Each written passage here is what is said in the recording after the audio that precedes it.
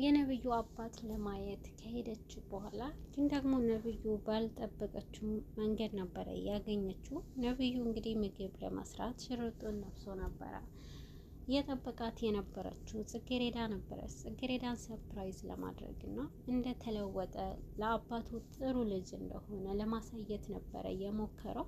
ነገር ግን ባገኛት ጊዜ በጣም ደንግጦ ነበረ። ፌቨንም በዛን አጋጣሚ የሄደችበትንም አባቱን እንደምትጠይቅ ነበረ የተናገረችው። እንግዲህ ፌቨን ስለ አቶ መስፍን እንደተጨነቀች እና ስለ ጤናውም ስትጠይቀው ነበረ። በዚህ መሀል ግን እሷ የፈለገችው የነበረው አቶ መስፍንንም መጠየቅ ሳይሆን ይህንን አባቴን ጠይቃልኛለች ብሎ ወደ እሷ አንድ እርምጃ እንዲቀርብላት ነበረ። ግን ደግሞ እንደመጀመሪያው ፌቨን የምትፈልገው ከጽጌሬዳ ተንኮል እየሰራባት ጽጌሬዳ ደግሞ ስታለቅስ በውድቀቷን ማየት ነበረ። ግን ደግሞ ፌቨን ይህንን ነገር አላገኘችም። እንግዲህ ፌቨን እና አሁን ላይ መኮንን አይስማሙም። መኮንን የፌቨንንም ሁኔታ የፌቨን ክፋትንም ስለሚያውቅ ምንም ባያት ቁጥር ደስተኛ አይሆንም። ይህንን ነገር ደግሞ ለፌቨንም ይገባታል። ፌቨን እንግዲህ እሱን ባየች ቁጥር በጣም በግራ አይኗም ስታየው ነበረ። ነገር ግን መኮንን ይሄ ነገር ከአቶ መስፍን ጋር ተሰናብቶ እንደሚሄድ ነበር የተናገረው። በዚህ ጊዜ ግን እንዳትሄድ ቆይ አቶ መስፍንም የትም እንዳትሄድ እዚሁ ቆይ እያሉት ነበረ። በዚህን ጊዜ ግን እሱ መሄድ እንደሚፈልግ ነበረ የተናገረው። እንግዲህ ጽጌሬዳና አሁን ላይ ነብዩ በጣም ተቀራርበዋል። ነብዩ አባቱን ካዳነችለት በኋላ ለጽጌሬዳ ያለው በጣም ትልቅ የሆነ በውስጡ በጣም ትልቅ የሆነ ፍላጎት ነው። ለጽጌሬዳ ያለው አመለካከት ሙሉ ለሙሉ ተቀይሯል።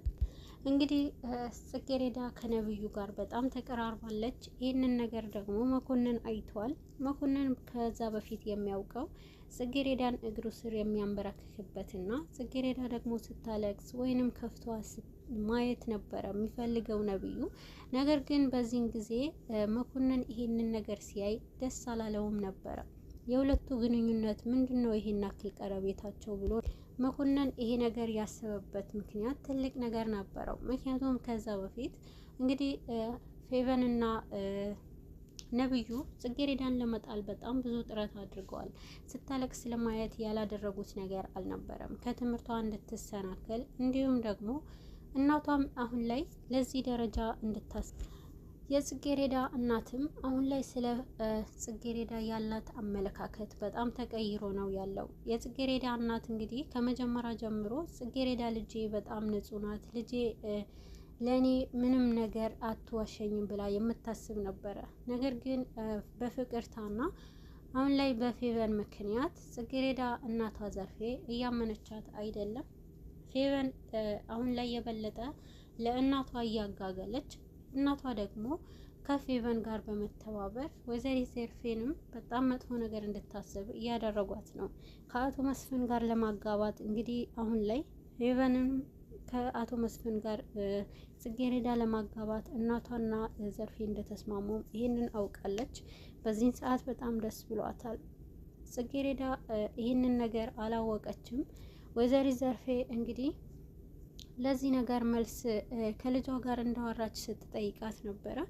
ይህ ነገር እንዳላወራችበትና ከጽጌሬዳ ጋር ማውራት እንደፈራሽ ስትነግራት ነበረ። ግዴታሽ ነው፣ አሁን ላይ ሰሞኑ እንዳውም ሰውየው ታሟልና ሄደን ጠይቀን አብረነው በዛውም ስለ ሰርጉ አብረን እናወራለን ብላለች። እንግዲህ ጽጌሬዳ አሁንም የተደገሰላትን አላወቀችም።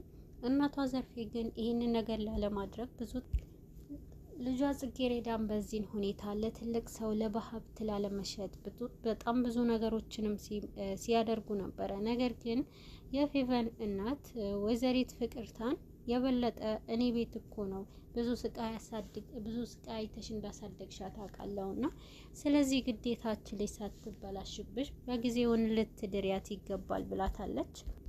አሁን ላይ ጽጌሬዳና ፌቨን ስለ ነብዩ አባት መጥፎ ነገር ስታወራ እንግዲህ አሁን ላይ ነብዩም እውነቱን ሰምተዋል። ስለ አባቱ መጥፎ ነገር ስታወራ በጣም ደንግጦ ነበረ። ነገር ግን ፌቨንንም ምንም አላላትም ነበረ። ፌቨን እንድታፍር ነበረ ያደረጋት። ፌቨን ነብዩ ሁሉንም ነገር እንደሰማ ካወቀች በኋላ መታል እንዴ በማለት በድንጋጤ ስታየው ነበረ። ነገሩንም ለማስረዳት ብትሞክርም ግን ደግሞ እሱ ምንም ነገር እንደማይሰማና ፊቱን አዝሮባት ይሄዳል። እንግዲህ ነብዩ አሁን ላይ ይበልጥ ባደረገው ነገር እንደተጸጸተና ይቅርታ እንድታደርግለት ለጽጌሬዳ ጠይቋታል። ጽጌሬዳም እንዳልተቀየመችውና ከዚህ በኋላም እንደማትቀየመው ነው የተናገረችው። ግን ደግሞ ጽጌሬዳው ከቤት እንድትሄድ አልፈለገም ነብዩ። እንድትሄጂ አልፈልግም፣ እዚህ እኮ እንደፈለግሽ መሆን ትችያለሽ እና እዚህ እኮ ብትቆይ ደስ ይለኝ ነበረ እያላት ነበረ። እና ደግሞ ላደረገው ነገር ቁጭት ውስጥ እንደገባና ካሁን በኋላ ደግሞ እንደሚጠብቃት ነው የተናገረው። እንግዲህ ነብዩ እጇን እየሳመ እንደሚያከብራት አሳይተዋል። በዚህን ሰዓት ግን ጽጌሬዳ ይህንን ነገር ከነብዩ መስማትና ማወቅም በጣም ገርመዋት ነበረ። ነብዩ ጽጌሬዳ ባያት ቁጥር የመጀመሪያ ያደረጋትንም ነገር እንደሚታወሰው ነው የተናገረው። ግን ደግሞ ለሁሉም ነገር ይቅር እንድትለው ለምኗታል። አንድ ጊዜ ጽጌሬዳን በስልክ አሁን ላይ ደውሎ እያወራትና ከመጀመሪያ ጀምሮ እነ ነብዩ ቤት በጣም ተበሳጭታ እያለቀሰች ባገኛት ሰዓት ስራ እንድትፈልግለት ጠይቋት ነበረ። ምክንያቱም እነ ነብዩ ቤት ደስተኛ እንዳልሆነች ነበረ ከዛ በፊት የነገረችው። ይህንን የሚደውልላትንም ልጅ ከመጀመሪያ ጀምሮ በመኪና ገጭተዋት ነበርና በዛን ሰዓት ቁጭ ብላ የሆድ ሆዳቸውን አውርተው ነበረ። አሁን ላይ ጽጌሬዳ ስራ ፈልጎላትና ረጋ ብላ በትምህርቷ እንድትሰራ ለማድረግ እየሞከረ ነው። ጽጌሬዳ ግን አንድ ልብ አልሆነችም። ሌላ ስራ ለማንኛውም ነገር እናወራለን ብላለች። ጽጌሬዳ አሁን ላይ ከነብዩ ጋር በጣም ቅርብ ሆናለች። ጽጌሬዳና ነብዩ መቀራረባቸው ደግሞ ፌቨንንም አስቆጥቷታል። ከዛ ቤት ላለመውጣት የምትፈልግበት አንደኛው ነገር ደግሞ ከነብዩ ጋር መራቅ ስለማትፈልግና ነብዩ የመጀመሪያው እሱ እንግዲህ ፍቅርታ ወይዘሪት ዘርፌንም እያስጨነቀቻት ትገኛለች። ስለ ልጇ እንዳወራቻትና ልጇንም እንድታወራት ካሁን በኋላ የሚፈጠረውም ነገር እንዲያወሩበት እያስገደደቻት ትገኛለች። ዘርፌ ግን ከፍተዋታል በጣም። ልጄን እኔ በዚህን ሁኔታ በራሷ ፍላጎት እንጂ በእኔ ፍላጎት ምንም ነገር እንድታደርግ አልፈልግም ነበረ ብላለች። ወይዘሪት ዘርፌ ግን ሁሉንም ነገር ለልጇ እንደምትነግራት ነው እየተናገረችው። ይበልጥ ደግሞ ቁጭት ውስጥ ገብታለች። ዘርፌ አሁን ላይ ልጄ ምንድነው ማደርገው ብላ ጭንቀት ውስጥ ገብታለች። ጽጌሬዳ ወደ ቤት ስትመጣ ሁሉንም እውነት እንደምትነግራት ነው የነገረቻት። እንግዲህ ጽጌሬዳ ወደ ቤት ከመጣች በኋላ የእናቷ ጸባይ በጣም ተቀይሮባታል። እናቷ በጣም በውስጧ ጸጸት ውስጥ እንዳለች ተሰምቷታል ጽጌሬዳ።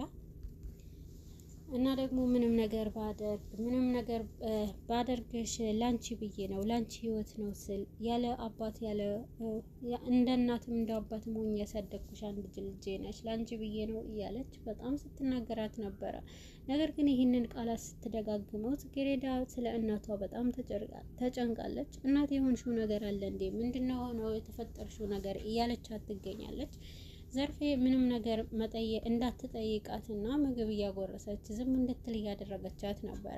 በሌላኛው ደግሞ ፌቨንም ከእናቷ ጋር ስለ ነብዩ ሲያወሩ ነበረ። ነብዩን እንድታገባውና ነብዩ ላንቺ ይገባሻል፣ በጣም ጥሩ የሆነ ልጅ ነው እና ደግሞ ላንቺ የሚገባ ቤተሰብ ነው እያለቻት ስለ ነብዩ ከሱ ጋር እንድትቀራረብ ታደርጋታለች። ግን ደግሞ ጽጌሬዳ ከዚህ መሀል አሁንም አባቱ ጋር ለማጋባት የምትሞክረው ፍቅርታ ጽጌሬዳንንም ከትልቅ ሰውዬ ልጇ ግን ከእኩያዋ እንድታገባ ታደርጋለች።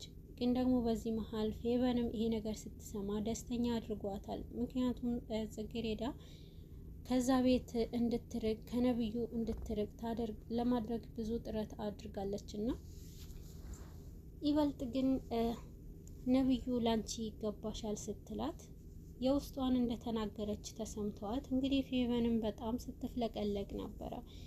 እናቴ እውነትሽን ነው እንደዛ አይነት ነገር ያልሽኝ እያለቻት ነበረ። እንግዲህ ነብዩ አሁን ላይ ከመጀመሪያ ጀምሮ ስለ ፌቨን አንድችም ደቂቃ አስቦ አያውቅም ነበረ። ፌቨን ብዙ ጊዜ ጽጌሬዳንም መጉዳት እፈልጋለሁ ብሎ በሚናገራት ሰዓት ነብዩንም እኔ አግዝሃለሁ እያለች ከጎንህ ነኝ በሁሉም ነገር እኔ ደግፍሃለሁ እያለችው ነበረ። ነገር ግን ፌቨን ይህንን ነገር የጽጌሬዳ ስትጎዳት ይህንን ነብዩ ተባብራ ስትረዳው እሱ በዚህን መንገድ ትረዳኛለች ብሎ አልነበረም። ግን ደግሞ የፌቨን ፍላጎቷ ሌላ ነገር ነበረ።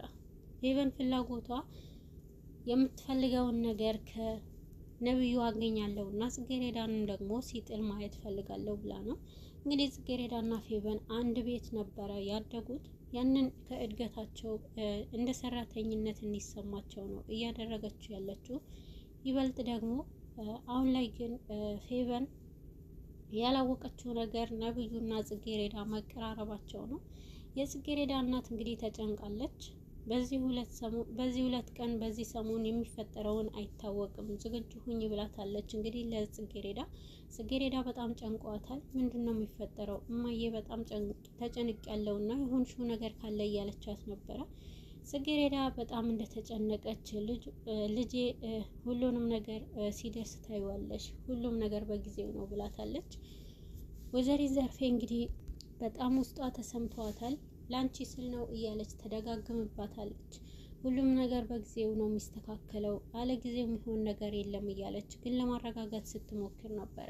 ወይዘሪት ዘርፌ ፍቅርታን በጣም እያስጨነቀቻትና ከአቶ መስፍን ጋር ተገናኝተው እንግዲህ እንድታጋባቸው ነው። አሁንም ቢሆን ያልተረዳችው ነገር ወይዘሪት ዘርፌ ምንም እስካሁን ድረስ የእሷ ልጅ እዛ ቤት እንደምትሰራ ነው።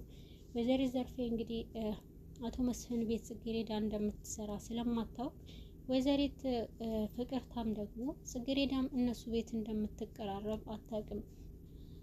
አቶ መስፍን ፌቨንን ባየ ሰዓት በጣም ደንግጦ ነበረ። አንቺ የማን ኬት መጥተሻል ብሎ ነበረ ሲናገሯት የነበረው።